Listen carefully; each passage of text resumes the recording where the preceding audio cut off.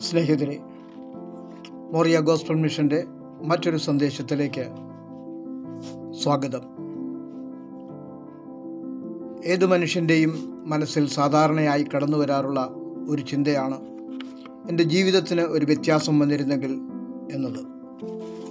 വ്യസനപുത്രൻ എന്ന് വിശേഷിപ്പിക്കപ്പെട്ട എബേസ് അത് ആഗ്രഹിക്കുകയും തൻ്റെ സ്ഥിതിക്ക് ഭേദം വരുവാൻ പ്രാർത്ഥിക്കുകയും ചെയ്തപ്പോൾ ദൈവം അവൻ്റെ സ്ഥിതി മാറ്റുകയും ചെയ്തതായി വേദപുസ്തകം സാക്ഷ്യപ്പെടുത്തുന്നുണ്ട്. എന്നാൽ പല ദൈവഭക്തന്മാരും ദീർഘകാലം പ്രാർത്ഥിക്കുകയും ഉപവസിക്കുകയും ചെയ്തിട്ടും തങ്ങളുടെ ജീവിതത്തിൽ സ്ഥായിയായ ഒരു പുരോഗതിയോ വ്യത്യാസമോ കാണാതെ പ്രയാസപ്പെടുന്നതായി കാണുന്നു. എന്താണ് അതിൻ്റെ കാരണമെന്ന് പരിശോധിക്കാം. ഇസ്രായേലിൻ്റെ രണ്ടാമത്തെ രാജാവായിരുന്ന ദാവീദ് എഴുതിയ സങ്കീർത്തനം 32 അതിൻ്റെ രഹസ്യം വെളിപ്പെടുത്തുന്നുണ്ട്. കഷ്ടതയുടെയും കണ്ണുനീരിൻ്റെയും തീവ്രമായ അനുഭവങ്ങളിലൂടെ കടന്നുപോയ ഒരു മനുഷ്യൻ തൻ്റെ ജീവിതത്തിൽ താൻ അനുഭവിക്കുന്ന ദുരിതങ്ങളുടെ പിന്നിൽ രഹസ്യം എന്ത് എന്ന് കണ്ടെത്തി അതിൽ നിന്ന് മോചനം പ്രാപിക്കുന്ന വഴികൾ അതിൽ ദാവീദ് വിവരിക്കുന്നു. ഭക്തൻ പ്രാപിച്ച വിടുതലിൻ്റെ പിന്നിലെ ധാർമ്മിക സത്യം വെളിപ്പെടുത്തുവാൻ ദാവീദ് ഒരു ഉപമയും നൽകുന്നതായി കാണുവാൻ കഴിയും. ദാവീദ് നൽകുന്ന ഉപമയുടെ അടിസ്ഥാന തത്വം ഒരുവൻ എന്താകണം എന്ന് നിശ്ചയിക്കുന്നത് അയാളുടെ മനോഭാവമായിരിക്കും എന്നതാണ്. ഒരു മനുഷ്യൻ്റെ ചിന്തകളും മനോനിലവാരവുമാണ് അയാളെ രൂപപ്പെടുത്തുന്നത്.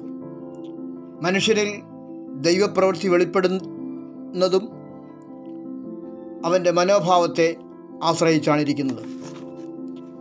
സദൃശവാക്യങ്ങൾ 4-ാം അധ്യായം 23-ാം വാക്യത്തിൽ ശലോമോൻ ഇപ്രകാരം എഴുതുന്നു: സകല ജാഗ്രതയോടും കൂടെ നിന്റെ ഹൃദയത്തെ കാത്തുകൊള്ളുക, ജീവന്റെ ഉത്ഭവം അതിൽ നിന്നല്ലോ ആകുന്നത്. ഹൃദയമെന്നിവിടെ വിവക്ഷിക്കുന്നത് ചിന്തയുടെയും വികാരങ്ങളുടെയും ഉത്ഭവസ്ഥാനം എന്ന അർത്ഥത്തിലാണ്. ദാവീദ് തൻ്റെ ഉപമയിൽ 2 മൃഗങ്ങളെ ചൂണ്ടിക്കാണിച്ചുകൊണ്ട് പറയുകയാണ്, നിങ്ങൾ അവയെപ്പോലെ ആകരുത്. 32-ാം സങ്കീർത്തനം 9-ാം വാക്യത്തിൽ പറയുന്ന 2 മൃഗങ്ങളാണ് കുതിരയും കോവർകഴുതയും.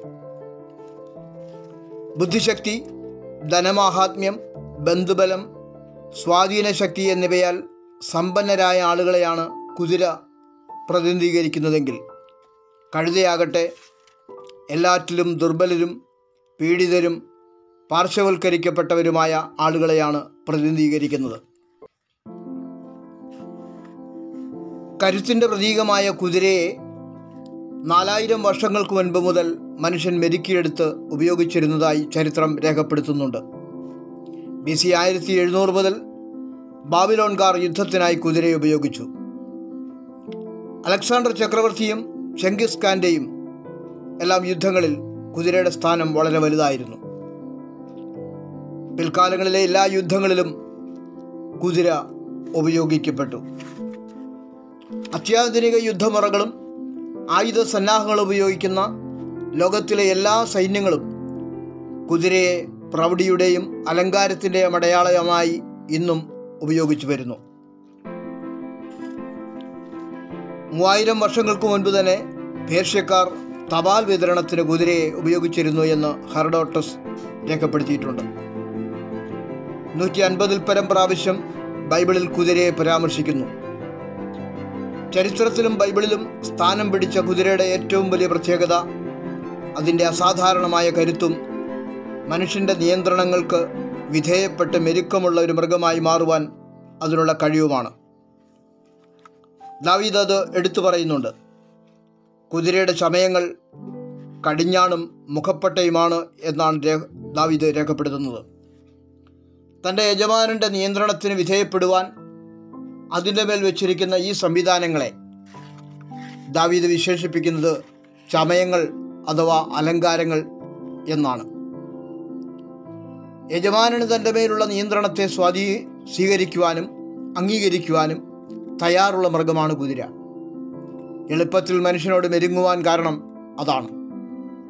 കുതിരയുടെ കരുത്തും വേഗതയും നിയന്ത്രിക്കപ്പെടുന്നത് യജമാനൻ്റെ ഇഷ്ടത്താലാണ്. ഇത്തരം നിയന്ത്രണം ഇഷ്ടപ്പെടാത്ത ഒരു കുതിരയെപ്പോലെ മനുഷ്യരാകരുത് എന്ന് ദാവീദ് ഈ സങ്കീർത്തനത്തിൽ മുന്നറിയിപ്പ് നൽകുന്നു. സൃഷ്ടാവായ ദൈവത്തിൻ്റെ ഇഷ്ടത്തിന് വിധേയപ്പെടുന്ന ജീവിതം ആയിരിക്കണം മനുഷ്യൻ്റേത്. കടിഞ്ഞാണില്ലാത്ത കുതിരയെപ്പോലെ ബുദ്ധിയും കരുത്തും പ്രകടിപ്പിക്കാൻ തയ്യാറായാൽ ജീവിതം അപകടത്തിലാകും. വ്യക്തിയും കുടുംബവും സമൂഹവുമെല്ലാം ദൈവത്തിൻ്റെ ധാർമ്മിക നിയമങ്ങൾക്ക് വിധേയപ്പെടണമെന്ന് ദാവീദ് ഓർപ്പിക്കുന്നു. കുതിരയുടെ മുഖപ്പട്ടയും കടിഞ്ഞാണും ചമയങ്ങളായിരിക്കുന്നത് പോലെ ദൈവിക നിയമങ്ങൾ മനുഷ്യൻ്റെ ജീവിതത്തിന് ആധാരമായിരിക്കണം. ദാവീദ് ചൂണ്ടിക്കാണിക്കുന്ന മറ്റൊരു മൃഗമാണ് കോവർ കഴുത. കുതിരയെപ്പോലെ ശക്തിയോ ബുദ്ധിയോ ഉള്ള മൃഗമല്ല കഴുത. അതുകൊണ്ട് മനുഷ്യർ അതിനെ കൂടുതൽ ചൂഷണം ചെയ്യുന്നു. മനുഷ്യർ അതിൻ്റെ ചുമലിൽ കെട്ടിവയ്ക്കുന്ന അമിതഭാരം ചുമക്കുന്നൊരു ബലഹീന മൃഗമാണ് കഴുത. വേദപുസ്തകത്തിലും കഴുത ഒരു വില കുറഞ്ഞ മൃഗമായി കരുതപ്പെടുന്നു. മറ്റെല്ലാ മൃഗങ്ങളിലും കടിഞ്ഞൂൽ യഹോവയ്ക്കുള്ളതായിരിക്കുമ്പോൾ കഴുതയുടെ കടിഞ്ഞൂലിനെ ഒരു ആട്ടിൻകുട്ടിയെ കൊണ്ട് വീണ്ടെടുക്കണം എന്ന് ദൈവം ഇസ്രായേലിനോട് കൽപ്പിച്ചു. ബലഹീനമായ ഈ മൃഗത്തെ മനുഷ്യർ ചൂഷണം ചെയ്യുന്നത് പോലെ ബുദ്ധിഹീനരായ മനുഷ്യരുടെ മേൽ പിശാച് അവൻ്റെ കഷ്ടപ്പാടുകളുടെയും ദുരിതങ്ങളുടെയും ഭാണ്ഡം വയ്ക്കുകയും ചെയ്യുന്നതായി കാണുവാൻ കഴിയും. മനുഷ്യൻ്റെ അറിവില്ലായ്മയെ സാത്താൻ മുതലെടുക്കുകയും ജീവിതകാലം മുഴുവൻ അവൻ്റെ ഭാണ്ഡം ചുമക്കുവാൻ മനുഷ്യനെ നിർബന്ധിക്കുകയും ചെയ്യും. അതുകൊണ്ടാണ് വചനം പറയുന്നത്, പിശാചിനോട് എതിർത്ത് നിൽപ്പീൻ, എന്നാൽ അവൻ നിങ്ങളെ വിട്ടോടിപ്പോകും. ദൈവത്തോടടുത്ത് ചെല്ലുവീൻ, എന്നാൽ അവൻ നിങ്ങളോട് അടുത്ത് വരും. എന്നാൽ ദൈവത്തോട് അടുത്ത് ചെല്ലേണ്ടത് എങ്ങനെയെന്ന് അനേകർക്ക് അറിവില്ല. ദാവീദ് ഈ സങ്കീർത്തനത്തിൽ അത് വ്യക്തമാക്കി തരുന്നു. ഈ സങ്കീർത്തനത്തിൻ്റെ 5-ാമത്തെ വാക്യത്തിൽ ഇപ്രകാരം കാണുന്നു: ഞാൻ എൻ്റെ പാപം നിന്നോട് അറിയിച്ചു, എൻ്റെ അകൃത്യം മറച്ചതുമില്ല. എൻ്റെ ലംഘനങ്ങളെ യഹോവയോട് ഏറ്റുപറയും എന്ന് ഞാൻ പറഞ്ഞു. അപ്പോൾ നീ എൻ്റെ പാപത്തിൻ്റെ കുറ്റം ക്ഷമിച്ചു തന്നു. സ്നേഹിത, പരിമിതികളും കുറവുകളും കാരണം ദുഃഖവും അവഗണനയും അപകർഷതാബോധവും അനുഭവിക്കുന്നൊരു വ്യക്തിയാണോ താങ്കൾ? താങ്കൾക്ക് ഒരു സന്തോഷ വാർത്തയുണ്ട്.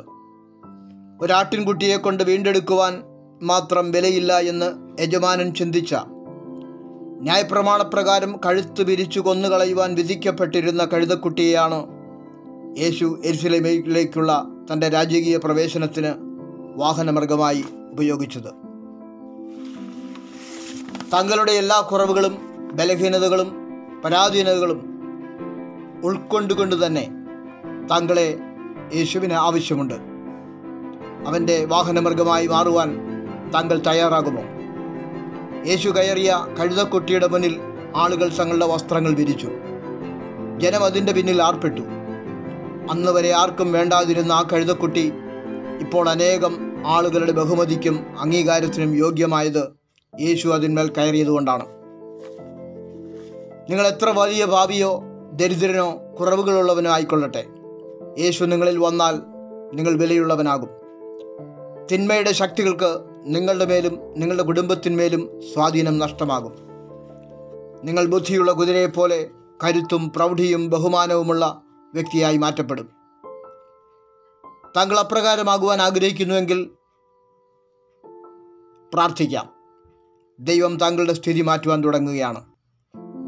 സ്വർഗീയ പിതാവേ, അങ്ങയുടെ പുത്രനായ യേശു ക്രിസ്തുവിൻ്റെ രക്തത്താലുള്ള വീണ്ടെടുപ്പിനാൽ എൻ്റെ ജീവിതത്തിൽ അനുഭവിക്കുന്ന എല്ലാ പ്രതിസന്ധികളിൽ നിന്നും എന്നെ വിടുവിക്കുകയും അങ്ങയുടെ രാജ്യത്തിലെ നീതിയും സമാധാനവും സന്തോഷവും എനിക്ക് ജീവിതത്തിൽ നൽകുകയും ചെയ്യുമാറാകണമെന്ന് യേശുവിൻ നാമത്തിൽ അപേക്ഷിക്കുന്നു. പാപജീവിതം ഉപേക്ഷിച്ച് ദൈവകൽപ്പനകൾ അനുസരിച്ച് ജീവിക്കുവാൻ എന്നെ സമർപ്പിക്കുന്നു. യേശുവിൻ നാമത്തിൽ അപേക്ഷിക്കുന്നു. ആമേൻ. ഈ സന്ദേശം നിങ്ങൾ ശ്രദ്ധാപൂർവം ശ്രവിക്കുകയും ജീവിത പ്രശ്നങ്ങളിൽ വലയുന്ന നിങ്ങളുടെ പ്രിയപ്പെട്ടവർക്ക് നൽകുകയും ചെയ്യുക. ദൈവം താങ്കളെ അനുഗ്രഹിക്കട്ടെ. ചാനൽ സബ്സ്ക്രൈബ് ചെയ്ത് സന്ദേശങ്ങൾ കേൾക്കുകയും വിടുതലും അനുഗ്രഹവും പ്രാപിക്കുകയും ചെയ്യുവാൻ കർത്താവ് താങ്കളെ സഹായിക്കട്ടെ. God bless you.